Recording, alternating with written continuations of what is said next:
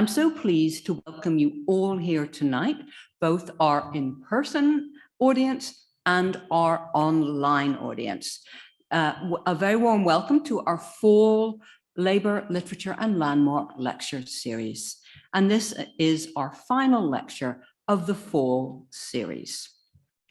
For those of you who might be less familiar with the General Society, a brief introduction.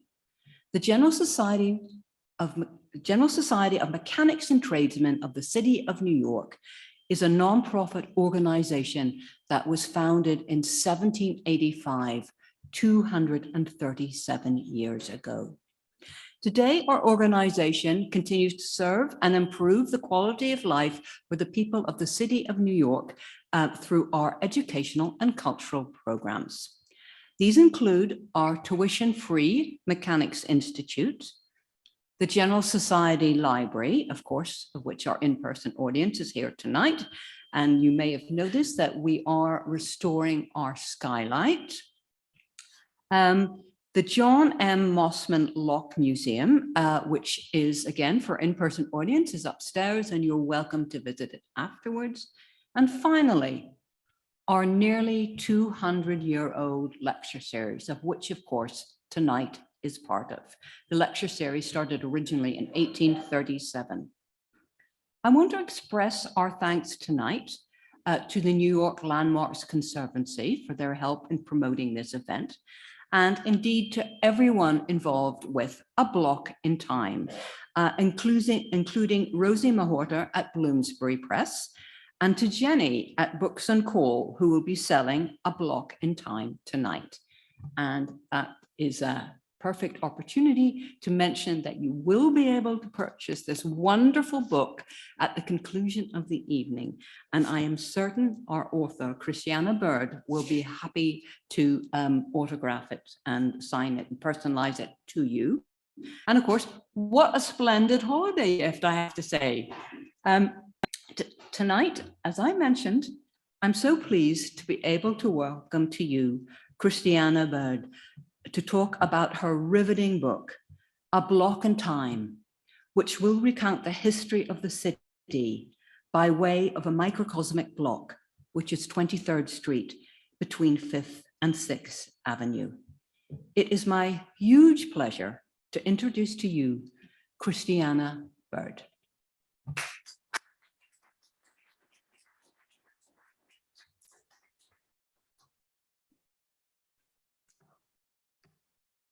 Thank you, Karen, for that lovely introduction and for inviting me to speak here tonight. It's really a pleasure and an honor for me to be here. Also, thanks to Angelo and Meg, who are working behind the scenes, and of course to all of you for coming, both in person and braving this weather and online. Thank you so much. The germ of the idea for this book first came to me about 25 years ago, when I was studying to get a master's degree at Columbia University in American Studies. I was working as a freelance journalist at the time and studying part-time at Columbia, largely because I wanted to have more grounding in some of the subjects I was interested in writing about. I was also keeping my eyes open at all times for possible book ideas. And as soon as I started researching my master's thesis, I knew I had one.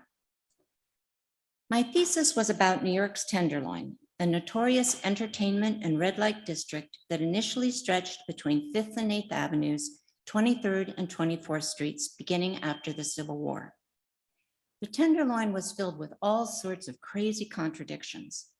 On the one hand, it was home to a dozen or so luxury hotels, along with upscale restaurants and highbrow theaters. On the other hand, it was filled with hundreds of gambling dens, hole-in-the-wall bars, brothels, dance halls, and boarding houses. The area attracted both the rich and the poor, high life and low life, immigrants and tourists, corrupt cops and moral reformers. And those contradictions fascinated me. There was a book there, I knew it, but I couldn't figure out how to frame it. I didn't want to write a scholarly book or a fact-filled history book. I simply wanted to tell stories. But that wasn't a cohesive enough idea for a book, and so I pushed it out of my mind. I took other jobs, wrote other books, and had a family. But I never forgot about the Tenderloin. And about 6 years ago, together with my editor, came up with the idea of writing a book about a single block that had once belonged to the Tenderloin.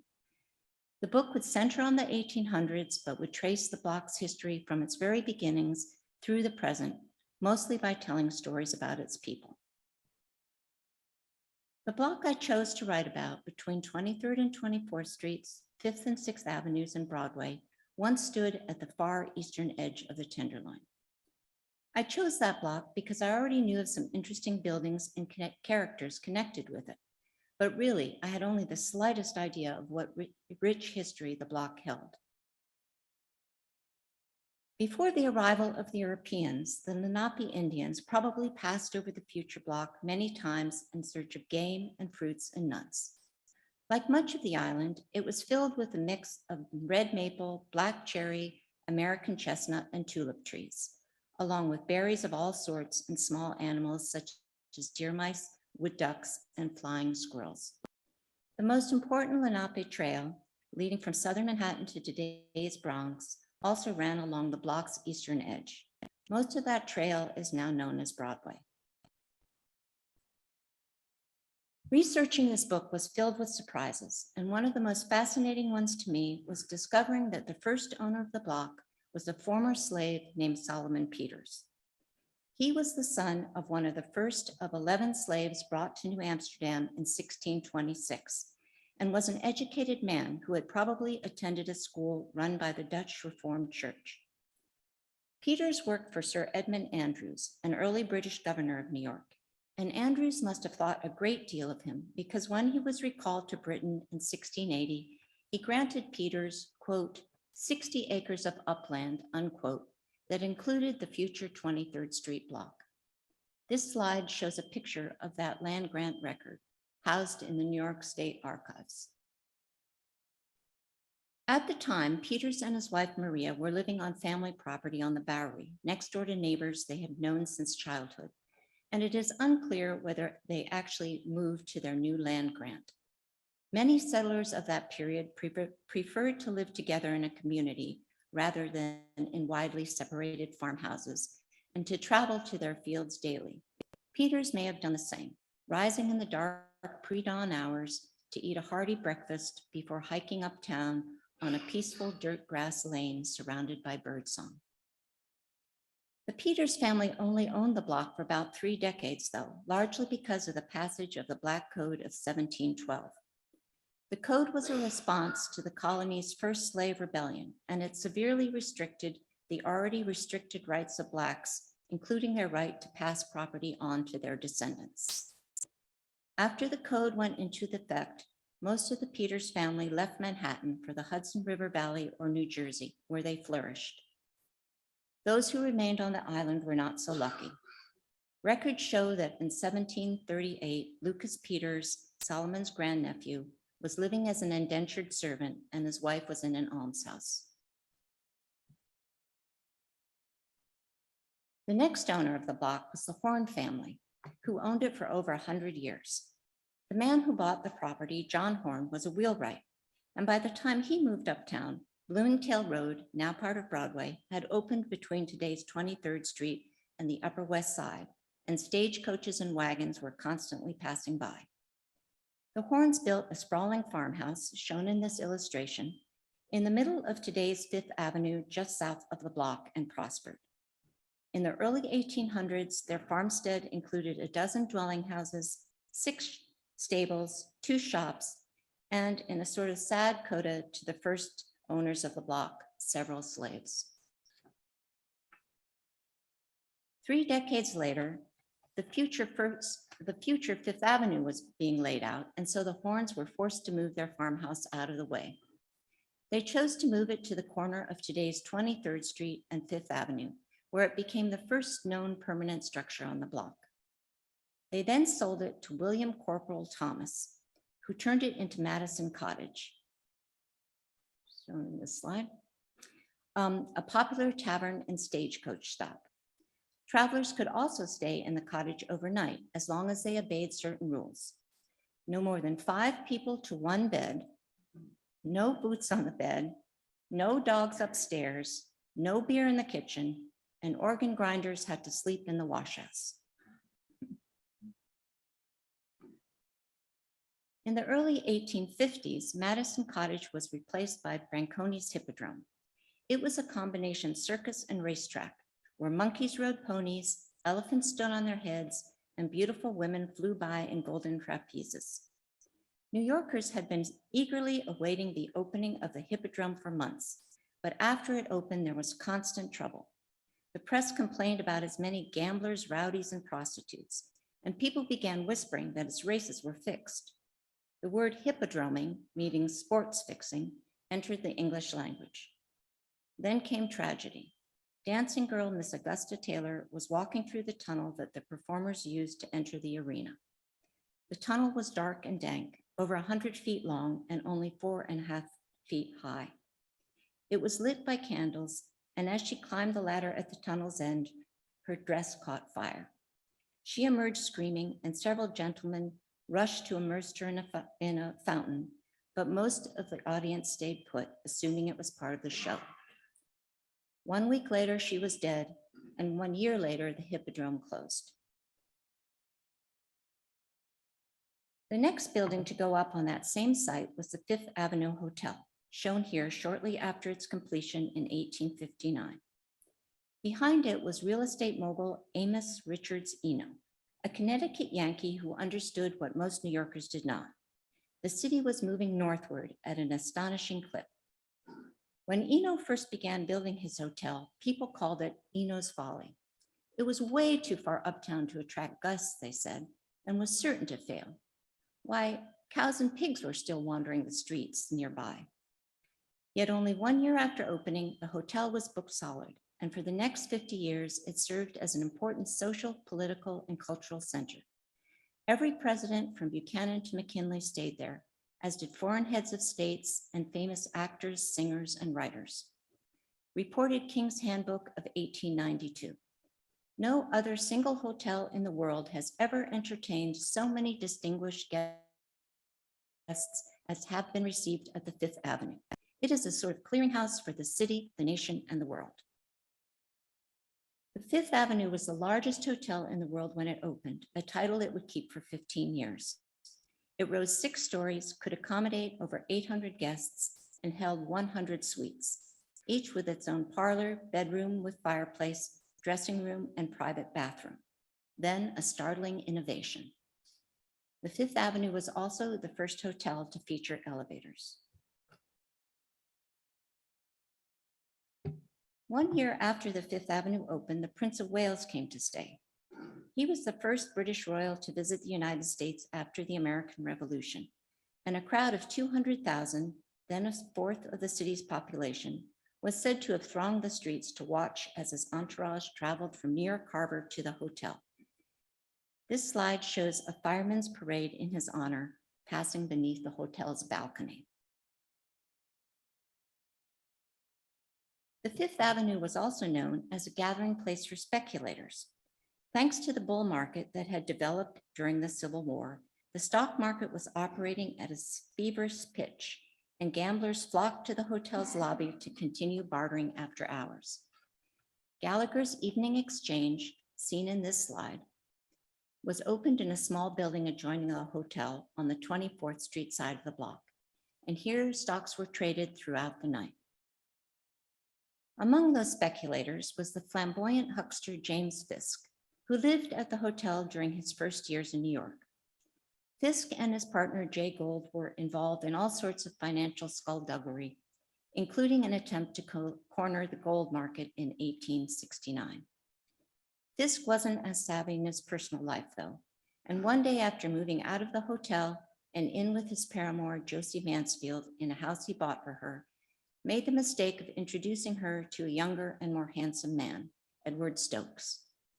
Stokes and Mansfield became lovers, and a year later, Stokes fatally shot Fisk after losing a court case against him. After Gallagher's closed, the building that had housed it was turned into a series of theaters, including the Madison Square Theater, shown here. It was said to have introduced introduced the country's first folding chairs and had an early air conditioning system that involved circulating air over blocks of ice. Around the time the Fifth Avenue Hotel opened, luxurious family mansions began springing up along the 23rd Street side of the block, which then became known as the most fashionable street in the city. Among its residents were William and Ann Skirmihorn, wealthy society folk who built this mansion at 4951 West 23rd Street. About a decade or two after they had moved in, the Eden Museum, a combination wax museum and music hall, opened up next door to them, probably to their horror. The Eden was best known for its gruesome exhibits of wax figures being executed or tortured, and for a 10-foot tall automaton named Ajib. Dressed in a white turban and robe, Ajib was a chess-playing genius, thanks to a small man hidden in his robes. He defeated all comers, including the short story writer O. Henry, who came often, as he lived just around the block on just across the block on West 24th Street. One of the most important people connected with the Fifth Avenue Hotel, and one of my favorite characters in the book, was Marietta Stevens, seen here. She was the wife of Perrin Stevens, the manager of the hotel, and was a tall, handsome, outspoken woman who refused to sit idly by while her husband made all the business decisions. She was also determined to worm her way into old New York society, many members of which despised her. As I write in my book, tongues had started wagging as soon as Mrs. Perrin Stevens, née Marietta Reed, first stepped foot in New York in 1860, and for 3 decades they never stopped.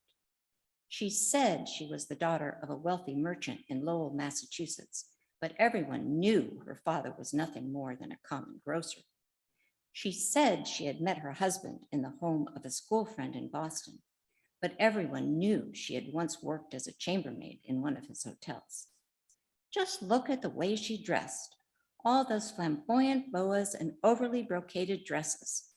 Just look at the way she decorated, all those overgrown vases and mediocre works of art.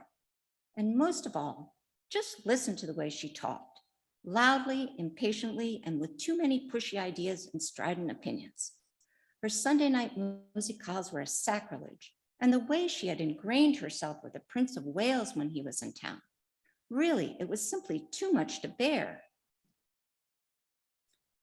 In reality, Marietta was who she said she was, and in the end, she got what she wanted.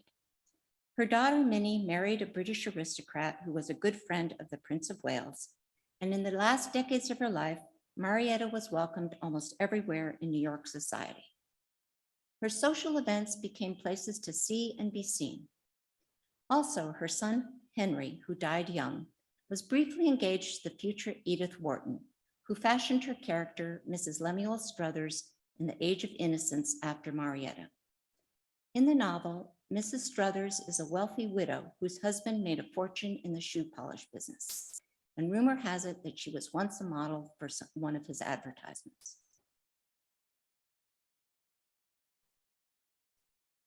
Many of the other women connected with the block were not as fortunate as Marietta. Starting after the Civil War, the block became known for its ladies of the night. Especially large number of streetwalkers would loiter near the block's corner of 24th Street and 5th Avenue / Broadway every evening, and along 6th Avenue north of 23rd Street. Those on the 5th Avenue side tended to be young, pretty, and well-dressed. Those on the 6th Avenue side tended to be older, less pretty, and heavily rouged. The difference between the women was one of class and age. Many on the 5th Avenue side were occasional prostitutes, out to supplement the meager salaries they earned as shopgirls, domestics, and factory workers. They often prostituted themselves for only a few years before moving on to marry, have children, and work ordinary jobs. In contrast, those on the 6th Avenue side were often over 30 and otherwise unemployed, and often suffered desperately from poverty, alcoholism, and drug abuse. One of the most fascinating things to me about the block was the contrast between its 5th and 6th Avenue sides, which mirrored the contrasts in the Tenderloin and of course in New York City itself, then and now. The Fifth Avenue side was all about hope, money, power, the ego. The Sixth Avenue side was about rage, poverty, desperation, the id. The Fifth Avenue side, which faces Madison Square Park, was also filled with light, while for 60 years, starting in 1878, the Sixth Avenue side was filled with shadow. The hulking Sixth Avenue elevated train crouched over all aspects of life there. Here is a picture of the Sixth Avenue L taken a few blocks north of the block with Herald Square in the left-hand corner. Standing on the Sixth Avenue side of the block was the St. Omer Hotel, a sort of counterpart to the Fifth Avenue Hotel. The St. Omer was originally built for the middle class and was frequented at first by athletes competing in events at Madison Square Garden, then standing in Madison Square Park across from the block.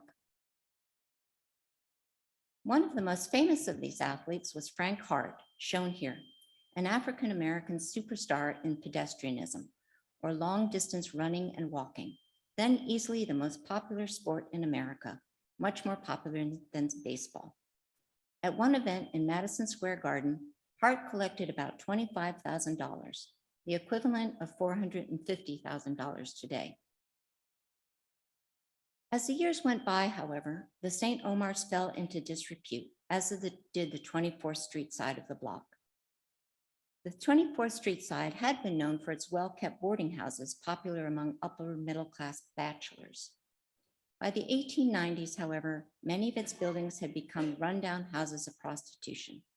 And around 1900, one became the love nest of the famed Beaux-Arts architect and man about town, Stanford White. Then a married man in his mid-40s, he invited 16-year-old actress Evelyn Nesbit to take a ride on his red velvet swing, and then seduced and raped her while she was unconscious after having drunk too many glasses of wine. Their affair went on for months. Nesbit always said she was in love with White, but a few years later, finally realizing that he was unavailable, married Harry Thaw, a millionaire industrialist from Pittsburgh who was mentally unstable and prone to violence. Thaw had an intense hatred of White that predated Nesbit, and in 1906 shot the architect point blank in Madison Square Garden, a building that White had designed. Here is one famous photograph of Nesbit, who is a model for dozens of photographers and artists of her day. In the early 20th century, the character of the 23rd Street block changed once again. Manhattan had moved ever further uptown, and the Madison Square area was being left behind. Most of the block's 2- and 3-story buildings had been torn down and replaced by office and loft buildings that are still standing today, including this beautiful, newly renovated one at 60 West 23rd Street. Among the building's first tenants were furniture stores, china, and glass wholesalers, followed by garment factories. Most of the factories produced shirtwaists or blouses and ladies' undergarments, and most of the laborers were young immigrant women, many of them teenagers. A new Masonic temple also went up at the corner of 23rd Street and 6th Avenue.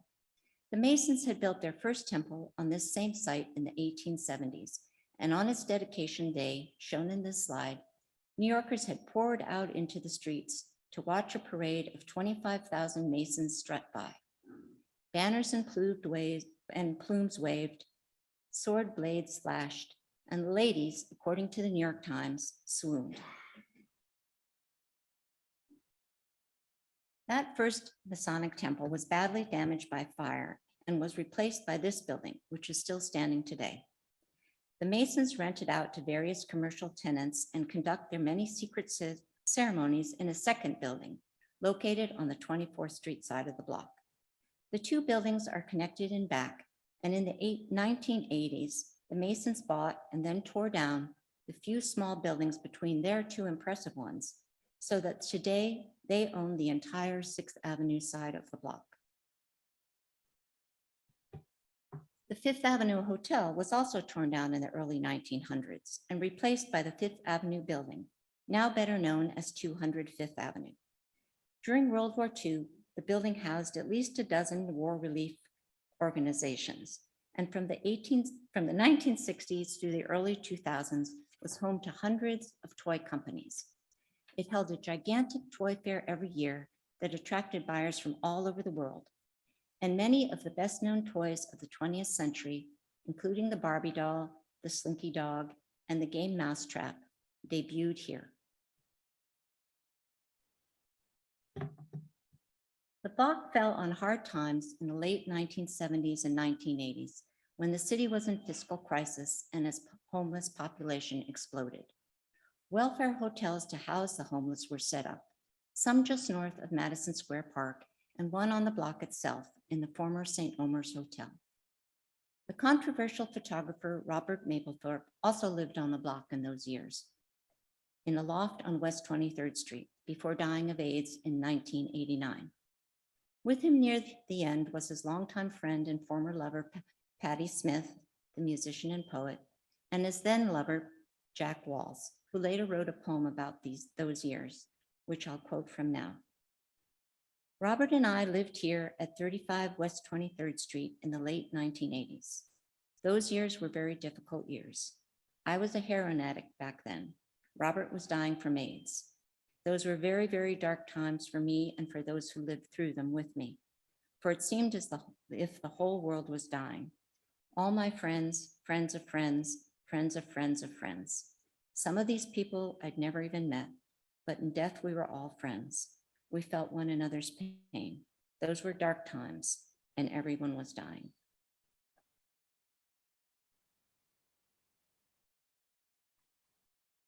Since those decades, of course, the city has rebounded, and today the block is thriving.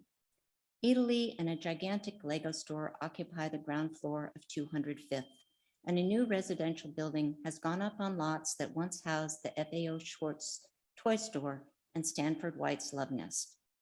Construction on the building stopped when the pandemic began, as did everything on the block. But now it's finished with its 2-bedroom apartments selling in the neighborhood of $3.5 million. Working on this book, I was struck over and over again by how quickly things in the city change. New York is all about change, of course, but I had never realized how sometimes drastic change happens within just a few years. I was also struck by how unpredictable change in the city is. I was writing the last part of the book during the height of the pandemic, an event predicted by almost no one, at a time in which many were predicting New York's imminent demise. That hasn't happened, or at least not yet, and life on the block goes on. Thank you.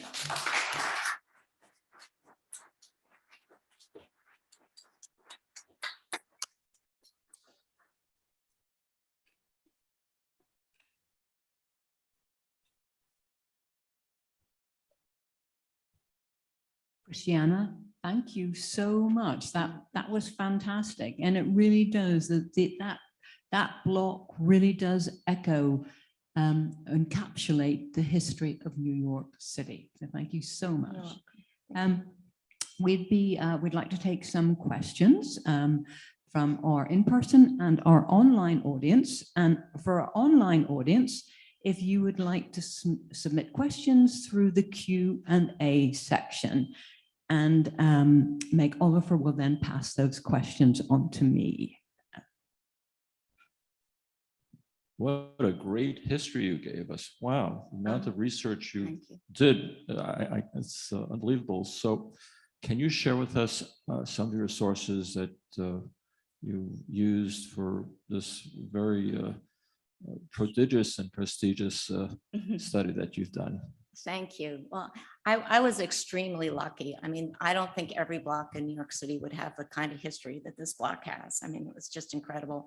But I started at the municipal archives. I got the names through their early records. I was able to find out some of the early people that lived on the block, starting like in around the 1800s or just about then.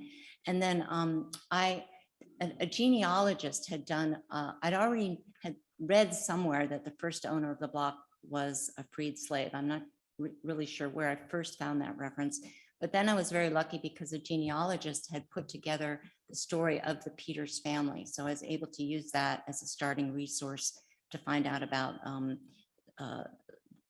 the block's first owner. And then the second owner of the block, one of his descendants wrote a book about the family and as well as a monograph, and I was able to use that. In addition to which I, of course, used many online resources. One thing that struck me about writing this book was that if I had written it 25 years ago when I was first interested, it would have taken me much longer, because now there are all the archive, all the people's memoirs, contemporary accounts, guidebooks, all that kind of thing is available online.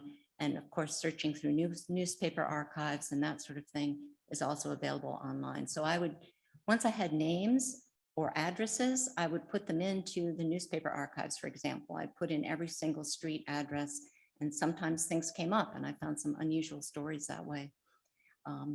But it was a treasure hunt for me in a lot of ways too. I didn't know Stanford White's Love Nest was on the block when I started, for example, and things just, as anyone who here, I'm sure many of you have also done research. One thing just leads to another, and one source makes you think about another source you hadn't considered before, and it's kind of a snowball effect, I guess. I would say. Which is very impressive. No, thank you. Thank you.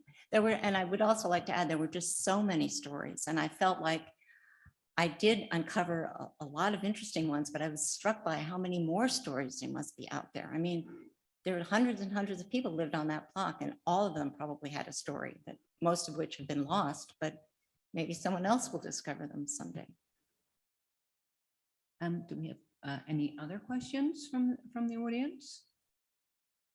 Well, let me ask a question. What really surprised you? I'm sure many things perhaps surprised you, but what sort of one thing in particular that you felt you had no idea? So many things surprised me. I mean, I just didn't, I guess the one thing that really surprised me was how quickly everything changed on the block. When you look at the last half of the 1800s, the block changed from being basically rural and also having a lot of some sides of the blocks were rural, other sides housed boarding houses with ordinary tradespeople living in them. 1 decade later, those lots were extraordinarily expensive because suddenly the block had become very fashionable.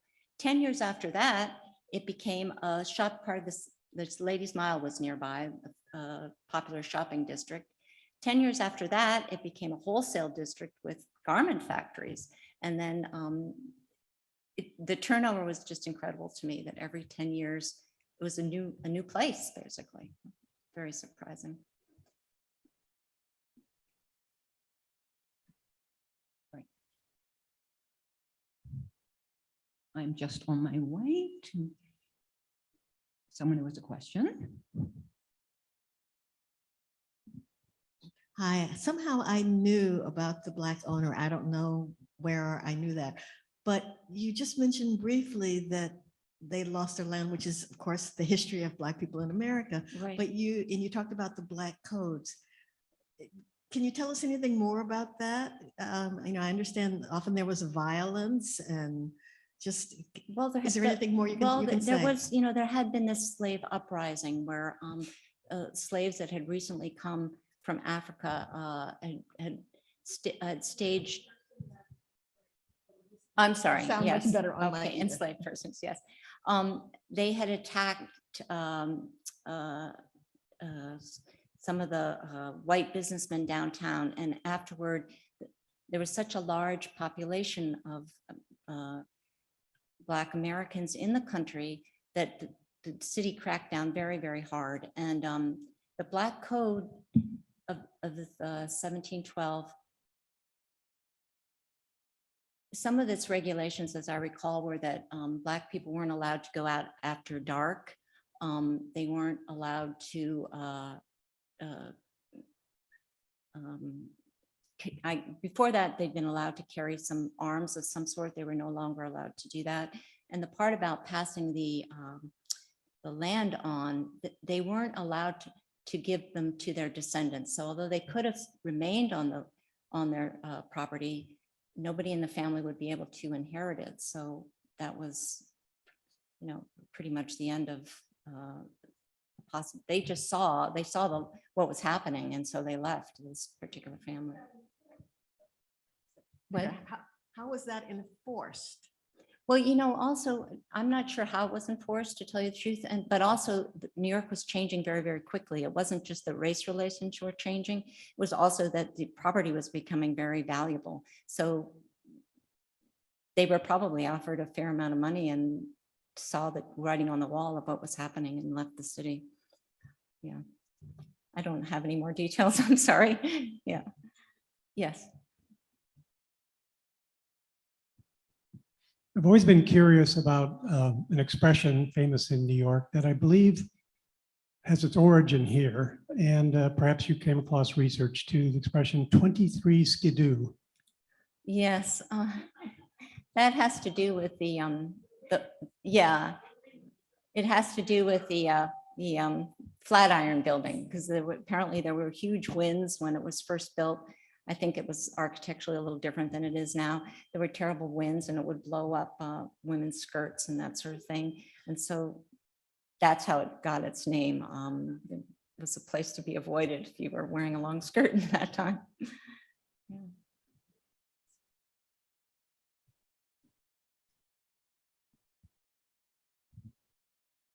Thank you. I really enjoyed your presentation. It was very lyrical and fun to listen to.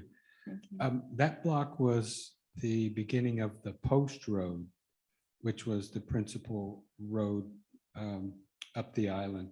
Right. Can you talk a little bit about that? And was there a toll on that road? I know the wheelwright had his tavern and his shop there because of the road that was there. Yeah, the Post Road ran between New York and Boston, and it was a way for people to get their mail. The people, post riders would ride along it delivering mail. It basically started disappearing when the railroads started appearing. You can still see the remnants of the Boston Post Road in Madison Square Park today, which I think is very interesting. The diagonal that goes, from the southwest corner of the park to the northeast corner of park, that diagonal is the remnant of the old Boston Post Road. I believe there were tolls around on it, but I don't have any details on that. Thank you.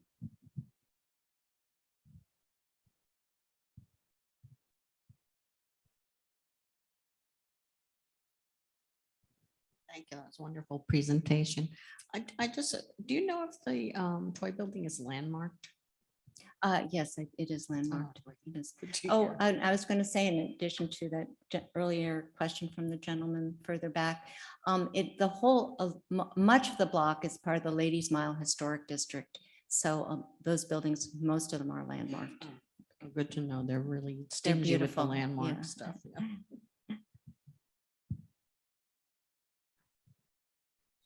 Any more questions?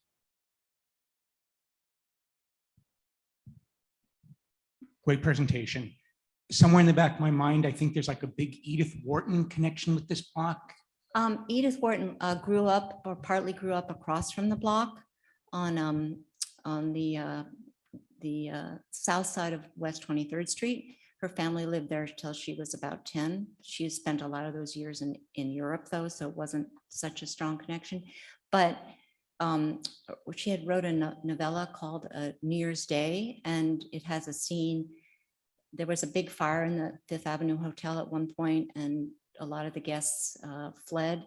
And the opening of a New Year's Day is the scene of people fleeing from the Fifth Avenue Hotel, which a lot of the old New York families regarded the Fifth Avenue as filled with, the nouveau riche and speculators and people that weren't old New York society. So in Edith Wharton's novella, they're making fun of the people fleeing from the hotel.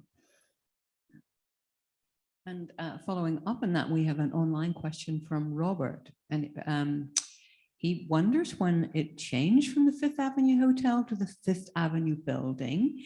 And he has this also interesting tidbit. My grandfather at some time in the early 20th century was the maitre d' at the Fifth Avenue Hotel. I have a creamer so labeled. Oh, wow. Yeah, that's great. Yeah, well, the Fifth Avenue Hotel has intrigued me from the very beginning when I was reading about it. It was just such a luxurious spot filled with so many attractions. But the Fifth Avenue Hotel was torn down in the early 1900s, like I think 1903. I'm not sure exactly the date, but very early in the 1900s, and it was replaced almost overnight by the Fifth Avenue building. And it was actually still owned by the Enos family at that point. And they had, they demanded that it be laid out in part according to the way the Fifth Avenue Hotel had been laid out. So it has a central area in it that resembles what had once existed in the Fifth Avenue Hotel. Also, I believe some of the wood that was in the Fifth Avenue Hotel was then also used in the construction of the Fifth Avenue building, and the clock that stands outside, which is landmarked as well, if people know that block, that was a replica of the clock that had stood at the Fifth Avenue Hotel. Oh, as an aside, and of course, I don't have my facts at my fingertips, but we have a connection at the General Society, and perhaps Angela, would you like to say something?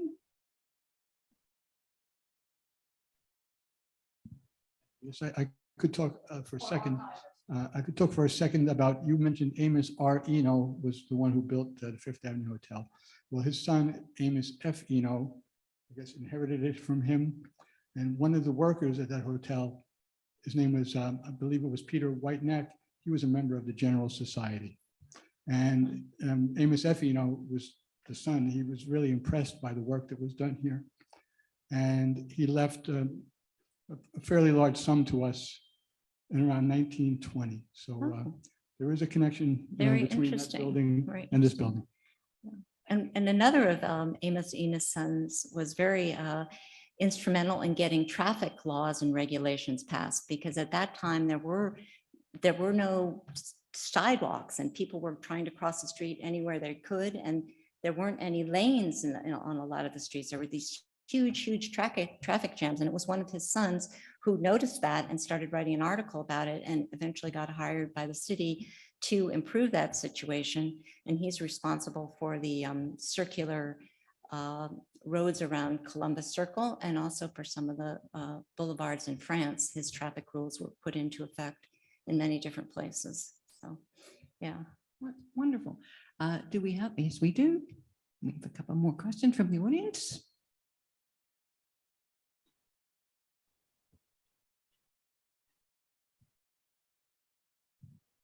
Could you speak a lot about the big block across the street, Madison Square Park, and its origins? And you must have come across a lot of information about that. Can you say a few Yes, things? I did. Well, originally it had been, when they were first laying out the grid for New York City, it was almost the whole island was divided up into blocks, but there was with no room for parks anywhere except for in the Madison Square Park area, which at that time was the parade grounds for the militias here. And so originally that area, even before that, it had been the common grounds where people from living in downtown Manhattan would come to graze their cattle and other livestock. But after it became the common ground, after the common grounds, they set it aside as a park area for the militia. And after that, it was turned into, had various uses. It was a burial ground for a while for paupers. And then it was also the site of the first house for juvenile delinquents, as it was called then. The House of Refuge was built there, and it was there for a couple of decades.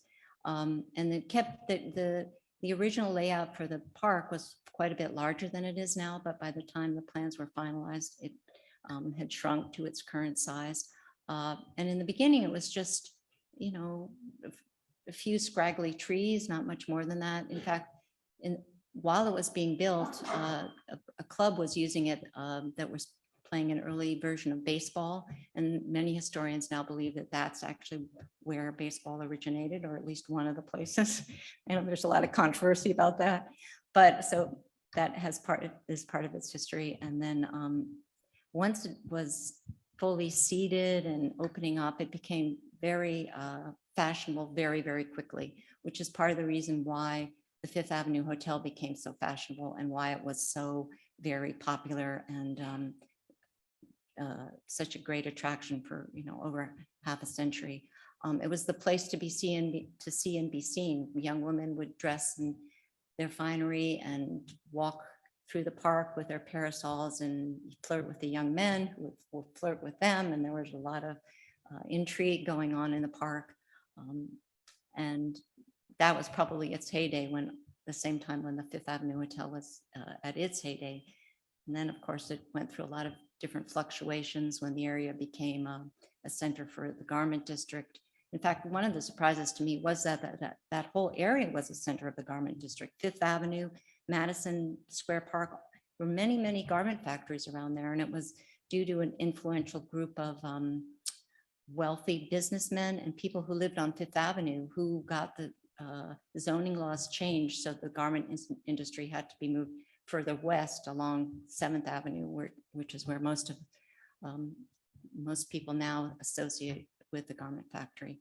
So it went into decline during that period. And then it was also the first place where a skyscraper was built midtown. That was the Flatiron Building, which was really the first skyscraper in that part of the city. So after the Flatiron went up, a lot of the other buildings, the large buildings that we know, MetLife and the Fifth Avenue Hotel itself, all the buildings around the park also went up at that time. So there's a lot of history about Madison Square Park. You can just have many talks just on that one area. Yeah. I really liked your writing style. Oh, thank you. And I just wondered how you went through so much research and figured out what to leave out from all of this and how to structure your book. It was really hard. It was really hard. I was very discouraged at many points because I just had reams and reams of information. I didn't know what to do with it. Initially, I didn't know that I'd be focusing so much on the people of the block. I just was trying to write about events and things that had occurred there, and it was feeling very flat and not particularly compelling to me.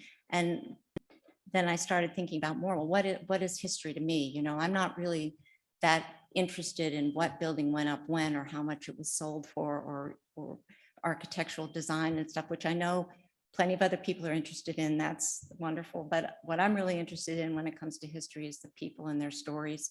And so once I settled on that idea, I could zone in on some people that seemed emblematic of their time and that I could pull in what was happening in the city at the same time talking about their lives. And that also was another huge problem initially, because of course people's lives span many, many years. And I couldn't, you know, I couldn't have a chapter covering 70 years, for example, because that would jump me too far ahead of the next chapter. And so it was complicated, but Succeeded very well. so thank you. I completely agree with that. I'm just going to take, these are online. Well, they're more comments than questions, but I will just read them. Now, first of all, talking about Madison Square Park, and from our online audience, right? According to a guided walk I took in Madison Square Park, the trees predate the park itself. Mhm. So, Okay. All right. and you may, I think, perhaps partly already answered this, not really a question, but the magnificent wall clock that you talked about in the lobby of the Fifth Avenue Hotel. Was that the clock that you alluded to? I was talking about the clock that's on the sidewalk. Oh, right. So this is different. It was 7 feet or more high in the lobby of the Fifth Avenue Hotel, and it was what was known as Amen Corner. Do you know Well, anything I about know that? about the Amen corner. That was the Republican meeting spot. Oh, right. So yes, in fact, they tended to have meetings there on Sunday mornings, and whenever comments were made that people agreed with, they would go amen. And so that's how That's lovely. And in fact, Jeremy actually answered his own question if I'd read on. This is, he says, the clock actually eventually ended up in the Museum of the City of New York and was borrowed for several years by the Landmarks Preservation Commission and displayed in the lobby of the offices of the commission, whether that was still the case. So there we go. There we go. So thank you, Jeremy. Well, I just want to conclude our program tonight. But Christiane, I just want to express our huge appreciation to you. And as the audience has already alluded to, your amazing research and your beautiful writing style that came across so eloquently in your presentation tonight. And it was fascinating finding out about that block. And to say a few more words is our Executive Director, Victoria Dengel. Thank you, Karen. And I just want to say something. I hope most people know that the Madison Square Park is an arboretum, right? Most people know that there's over 300 trees. And I just checked my facts, and a few English elms going back to 1850, which predates the park. And so I want to thank you personally. So this is I'm a Stuyvesant town girl. So I walk through Madison Square Park every day. I walk these blocks. And as a rule, and I often stop in Manhattan. You know, people are very into reflecting on themselves, but I often reflect of where I am at that moment, and I'll stop. And as Karen knows, I'm always racing, but I think, oh, there's, that's a hill in Manhattan, and I picture what was it like, the horse and buggy, or I'm dashing along, but you really can feel the sense of people in place when I do believe that. And I work in a historic building, and I think about the stairs and who's come before, and generation after generation. And here we are, and it's a wonderful thing. And you took us through this block and the common themes of humanity, of good and bad, and success and optimism and pessimism and all the things. And here New York still stands. Long may it rain. And as many of you have come here, I'm very big on reflecting at the past, in the past, and saying what reflecting on, yes, what was bad, but what was good, and what we've been given, and how much we are responsible. What's our contribution going to be, and looking at our great city that we're all a part of. And as a native New Yorker, I definitely feel that. And I'm so happy to be in a city that there's so much to offer, because I think it's the greatest city in the world. So thank you.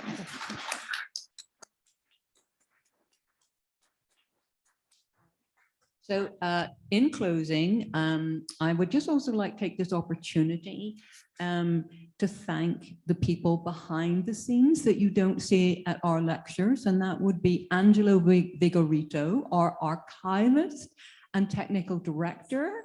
And you would rarely hear from him, but in his role as archivist, he did answer a question tonight. Karen, put him on the spot. Yeah.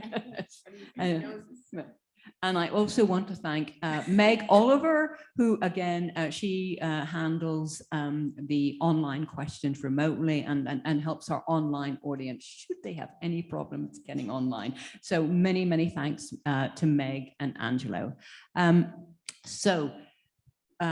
Christiana, thank you again so much for, yeah, it was really fabulous. And we have a little memento for you, just as as a memory, and you might have known we have a window display of your book. I just want to point that out to you. But to our audience, our online or in-person audience, many of you have been very faithful attendees throughout our fall season, and we're very grateful to that. I also want to mention in concluding that this wonderful book is now available for sale and will be dedicated to you personally, I think, by Christiane, for anyone who would like to purchase it, and also available online at the bloomsbury.com website. Yeah, and I just wanted to say, it is the holidays, the Christmas holidays, and please take a look at our windows. We have 6 vitrine windows, and we have one very enthusiastic staff member who's on the facilities. He's a facilities staff member who loves, can you beat it? Decorating.